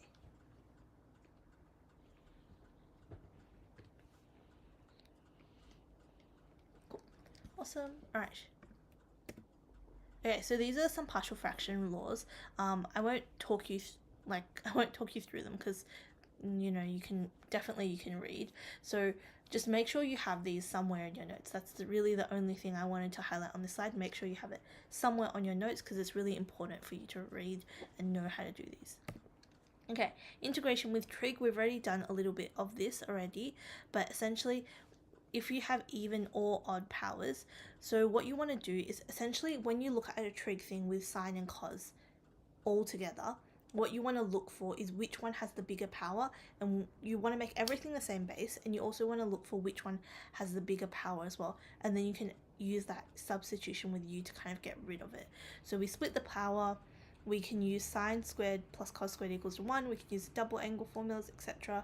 And then we make 1 equal to let u equal to the trig of the opposite trig of the odd power, or the one that has more powers, and then you can kind of substitute whatever you have in for the sine x or whatever, and then you can just solve. Cool. Alright, if we have even powers, what you do is you just use these formulas. So you're using like cos squared x sine squared sine 2x and sine kind of these types of formulas. So using all these ones are the double angle formulas, right? Oh, sorry, these three are the double angle formulas, and this one kind of just comes from the cos squared x plus sine squared x formula, so we can use that as well. Equals sine squared x equals to 1. So those are the formulas that it's derived from. Alright, let's go through this question. So first of all, we need this to be the same base, so what we're going to change this into is 2 sine 2x cos 2x cos 2x, right, dx. And then what we're going to get is sine 2x cos squared 2x dx. Alright, so we see that this one is alone and this one has squared power. So we have odd powers here if we added them all together. So what we're going to do is we can let u equal to cos 2x, right? Because this one is the one that looks like has more power on it, and this is lonely by itself, so we're pretty happy to just do that. So therefore du dx is going to equal to negative 2 sine 2x, right? We have the 2 already there, so we're happy with that. And then we just need a negative, so we can pop a negative out the front, right? And then we'll just have cos squared, so that's u squared du dx, so our negative 2 sine 2x times our dx, right? So that's going to just give us negative u squared du, which is going to give us that's going to be equivalent to negative a third u cubed plus c, which is equivalent also just to saying negative 1/3 of cos cubed 3x plus c. And just as a kind of a quick note to also note this in your thing, just for anybody who has a TN, there's shortcuts for both calculators, but for anybody who has the TN Inspire, in terms of like the calculator kind of hacks for it, if you just go to, so if we pretended to type in this one, so if you kind of go to shift and then plus, it will give you the anti-differentiation one, and by doing that you're able to just pop in your equation, so you don't have to kind of go menu blah blah to kind of get your equation that you're trying to do, right? So from there you can kind of, so it was a lot quicker and we can kind of pop that into our calculator like that. Alright, so then what we can kind of do after that is, so we see that this gives us our kind of our x squared component, right? So what we'll have is this, so we'll have this like kind of this component of what we're trying to do. So you can kind of change what that looks like as well. So in terms of our cos cubed x, we can kind of rearrange that into like a bigger formula as well. It's kind of up to you what you want to do, but you can just leave it like that as well. It's kind of up to you what you want to do from there. Okay, cool. So then integration by parts. When we do integration by parts, there's kind of two ways to do it. So there's the by parts way, or there's the by recognition way. By parts was only introduced this year, and it's essentially kind of the integration form of the product rule. So what you do is you use this thing like, use that kind of like acronym. So we have log, inverse circular functions, algebraic, trig, and then we have exponentials, and those are kind of the order of the functions that we go with. And you make one of them a function which you're going to differentiate, and you make the other one the one that you integrate, and then you kind of just use this formula and sub that in. Okay, for integration by part recognition, so this is kind of a simpler type of one, I would say, is they actually ask you to differentiate it first, and then you integrate based on the differentiation you already have. Cool, so let's talk about it. So they want us to show that this is equivalent to this, and then hence evaluate the area enclosed by this graph and the two lines. So if we have f dash of x, and that's going to be equivalent to, so we diff the first, keep the second, so I'm just going to say that's 3 tan inverse 2x, right? And then diff the second, keep the first, so I'm going to say that's going to be 3x, and that's going to be, so when we're anti-differentiating these, remember we just keep so we differentiate the top, so that will be 2, right? And then it will be plus 1 2x squared. So when we simplify that out, we'll get that that's 3 tan inverse 2x plus 6x over 1 plus 4x squared, as we need, right? Cool. Alright, so then we want to evaluate the area enclosed by this graph and the lines like this. So we already know that this, right, is the kind of the inverse function of what this is the derivative that we're working with. So straight away we can say root 3 over 2 to 1/2 of this 3 tan inverse 2x plus 6x 1 over plus 4x squared dx is going to be equivalent to 3x tan inverse 2x root 3 on 2 and 1/2, right? Cool. Alright, so then the next thing we have to move over is this chunk of thing, right? So we're going to move that over, and we're going to say that's root 3 on 2 and 1/2 3 tan inverse 2x dx is equivalent to 3x tan inverse 2x root 3 on 2 1/2, and then we can put that on there as well, so minus root 3 on 2 1/2 6x 1 plus 4x squared dx. Cool. So in terms of 6, the integral of 6x 1 over 4x dx, what that is actually equivalent to is if we let 1 plus 4x equal to u, your du dx would have been 8x, right? So therefore we can kind of substitute that back in so that this is 8x. So essentially all we needed to do to manipulate this is we can change this top part to 8x, and we need to divide it by 4 and times it by 3. So 3 over 4. So then we can kind of change the terminals as well, so we don't have to come backwards. And when we substitute the terminals in, so when we have root 3, we'll have, this is going to be root 3 on 2 squared, so that's going to just be 3 on 4, right? 3 on 4 times 4 is just going to be 3. 3 plus 1 is going to be 4, so we'll have, this is going to be 4 at the top. We'll have 4, that's going to be 4 at the top there. And then when we do a half as well, so a half put into there is just going to be 1, right? 1 plus 1 is just 2.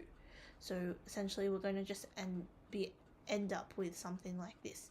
So we can kind of substitute that across and divide by 3 at the end, but we can divide everything at the end, like at the very, very end.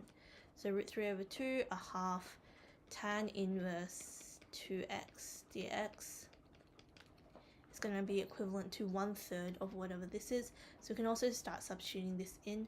So root 3 over 2, and tan inverse of root 3 is, if we use our triangle, so that's root 3, that's 2, that's 1.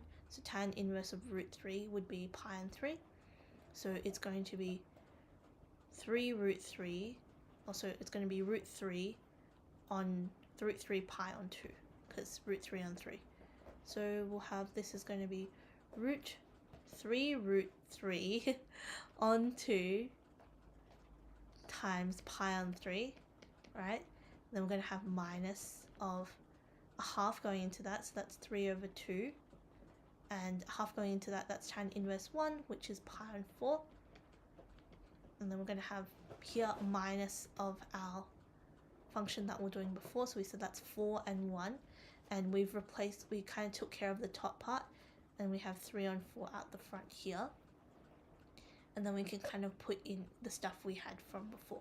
So that's going to be 1 over u du, right? Okay, so we're going to end up with a log here. I'm just going to, I think I'll rub out this first section here to kind of talk about, to give us a little bit of space.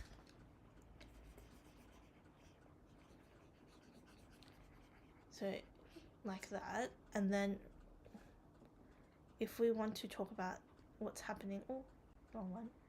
So if we want to kind of talk about what's happening here, so this times that would just give you, so we'll get that the answer is going to be equivalent to, because the 3 can also be distributed across, right?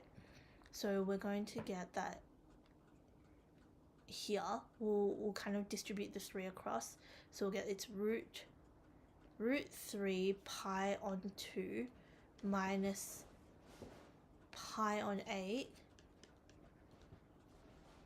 plus, or minus this part, minus 1/4 of u, which is log e u, right, for 1. So that's going to be equivalent to saying, so if we times that by 4, so that'll be 4 root 3 pi minus 1 over, or minus pi, all over 8 minus 1/4 of log e, so that's 4, log e4 minus log e1. Log e1 is just 0, so it's just log e4. Right? Okay, cool. And then we make sure to do the plus c. We could probably put plus c's all throughout, but yeah, you can just put the plus c's at the end as well. Okay, amazing. Alright, this one's using Lyautey, so we can first see that it's inverse circular function, and the other one we can just say this is one of the functions, so f of x, we're going to say that's going to be equal to cos inverse 2x, and then we're going to say g of x is just equivalent to 1. So remember from the components that we needed before, we needed f of x, g dash of x, and we needed the integration of this. So that means that we need to find the kind of the derivatives of each first. So we find the derivatives, so if we find f dash of x, that's just going to be equivalent to 2 over root 1 minus 4x squared, and then our g of x, when we try and differentiate that, So we want to be getting a function, g dash of x equals to 1, right? Because that's the one that we want to integrate. So g of x would therefore equal to x. And we don't really need the plus c stuff here, just because we're actually putting it backwards and putting it forwards, and we're eventually going to kind of put the plus c at the end. So if we kind of look at what we want is the integration of this, which is, so the integration of our f of x times our g dash of x dx is going to be equivalent to our f of x times our g of x minus the integration of our g, was it g, I think it was g dash of x, yeah, so g of x times our f dash of x, right? Because that's the one that we're trying to do. So g dash of x, so it's kind of like how in the product rule, because it's g dash of x, f of x, plus f dash of x, g of x. So you just need every combination of those two. So this one had the dash, so this one doesn't have the dash, and this one's the f dash of x dx. Okay, so we can pop everything into here. So we will know that the integration of cos inverse of 2x dx is going to just be equivalent to f of x times g of x, which is just those two times together. So it'll be 2x over root 1 minus 4x squared minus the integration of g of x times f dash of x. So, sorry, that's f dash of x.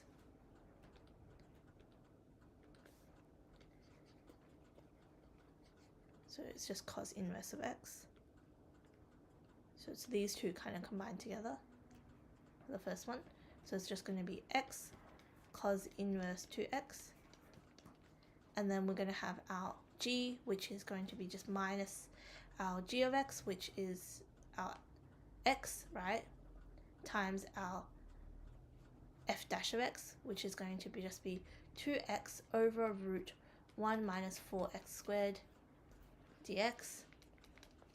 Once again, we can let u equal to 1 minus 4x squared, so du dx would have equaled to negative 8x.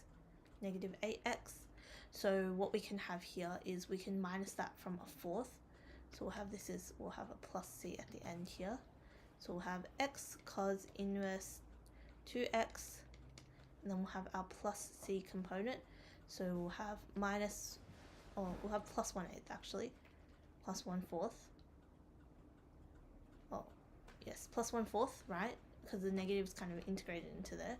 And we'll have du dx at the top, which will cancel out with the dx, and then we'll just be left with 1 over root u du. Right?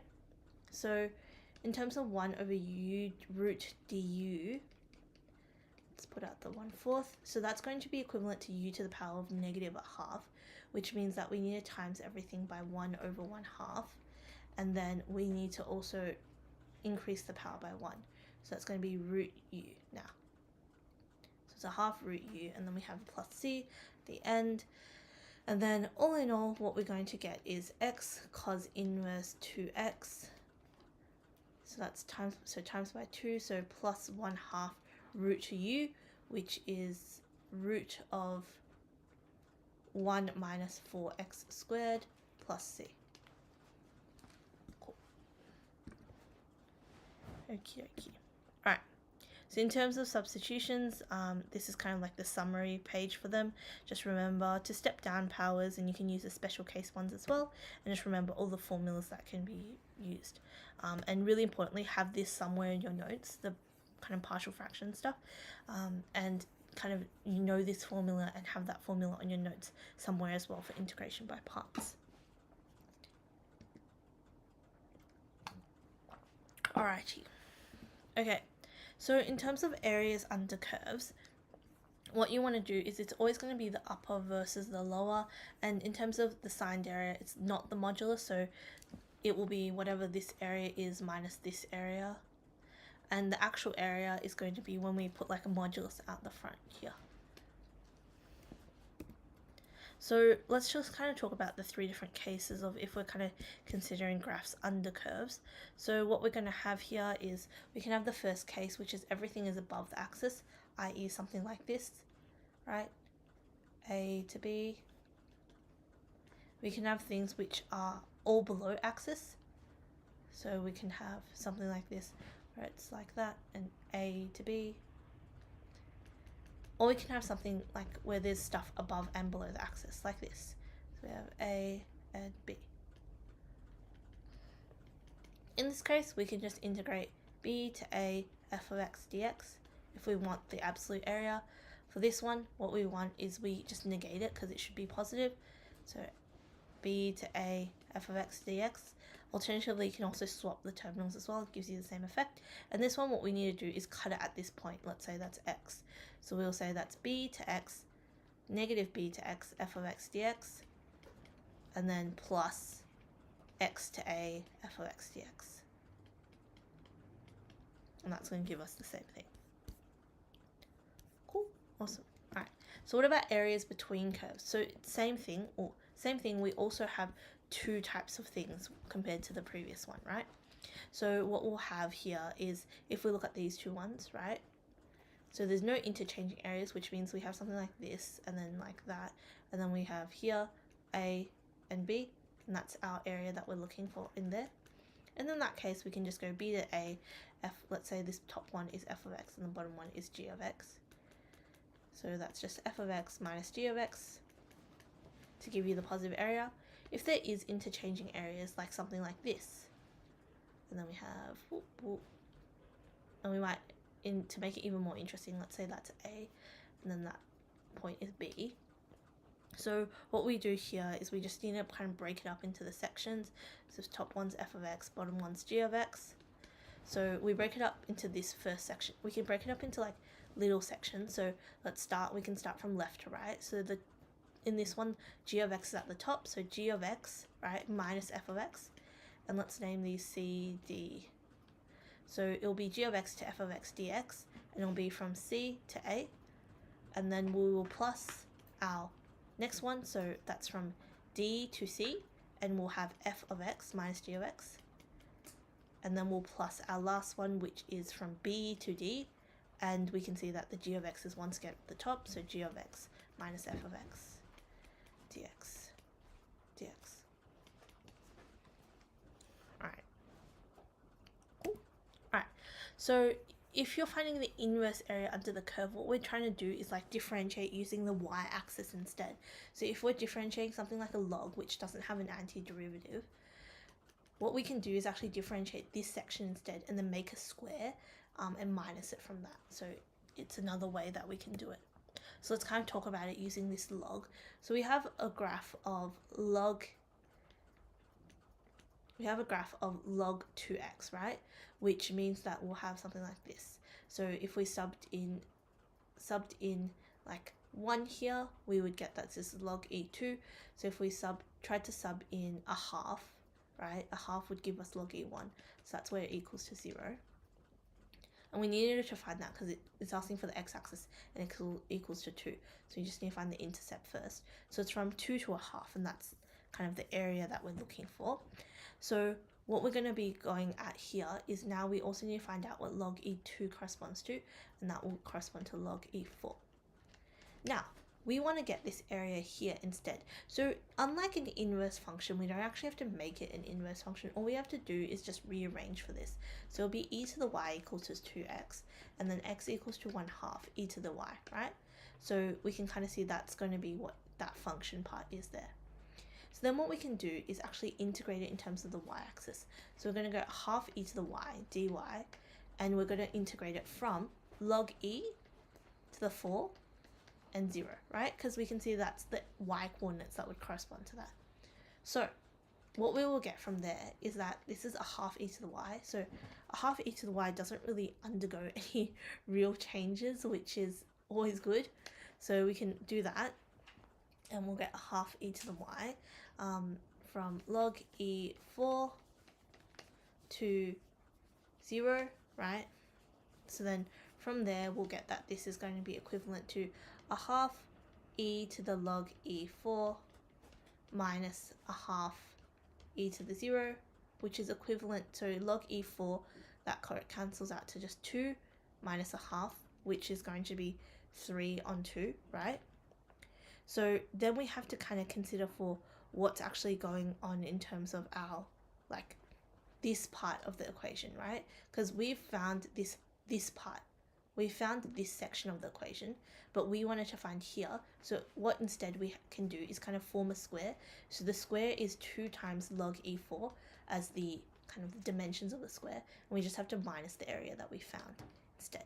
So we'll end up with just 2 log E4 minus 3 on 2. And that's how it rolls. All right. In terms of the fundamental theorem of calculus, this sometimes comes up in like multiple choice type questions, so it's also a good thing to kind of look after. It's essentially just saying that if we have x to the a, all we have to do is add on that extra bit of x, because this is basically saying the amount of change that it's undergone from here to there. So that's the amount of y that's changed. So that's kind of the section of y that's changed, and this is the original y value. So that kind of tells you what the initial, like the end condition will be. So if we look at something like this, so dy dx equals to root sine where y equals to 1 where x equals to 0, then the value of y when x equals to pi on 3 can be found via evaluating. So what we can actually do here is when we look at this, we'll see that this is the equations that we have. And what we can do is we get the two functions first and we recognize, okay, so that's kind of the initial function that we're looking at. And what we can do is say, all right, so those two are the functions and this is my derivative and this is my initial condition. And then I can kind of name what this is. So then if we wanted to find pi on 3 and try to make that the end result, so what we would put in is y of pi on 3 would be pi on 3 to 0, because that's the next x coordinate we know, plus 1, right? Because that's the y coordinate that we know is coming across. It's kind of like integrating y on the other side. So you're saying the integration of 1 dy from y pi on 3 to 1 is equivalent to the integration of pi on 3 to 0, right, of your root sine x dx. And that's because that's basically what it is. Oh, sorry, root dx. And then from there you can kind of see why the 1 goes across. So then if we try and do that, right, we'll eventually get that when we put this across, we'll see that it's equivalent to this, which is also going to be equivalent to option D here.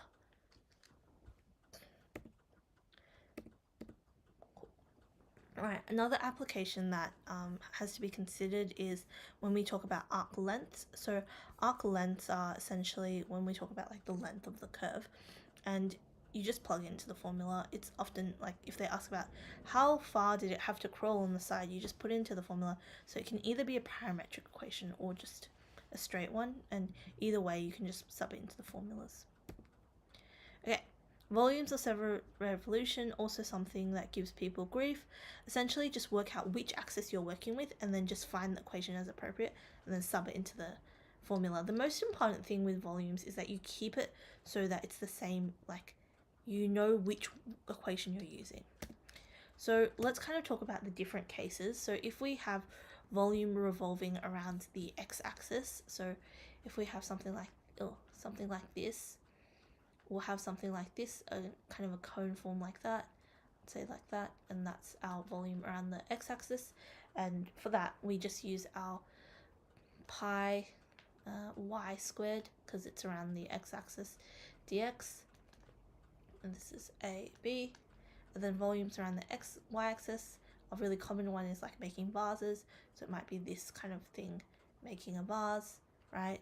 And we just go from wherever, so our b and a are now here, so b, a, and then pi x squared dy. So our x squared means that things are in terms of y, so our x in terms of our y.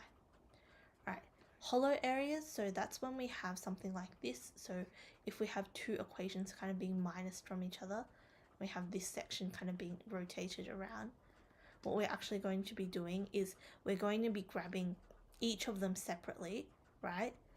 So it will be pi b to a, so this is, once again, this is a, this is b to a, and then we'll have our f of x squared minus our g of x squared.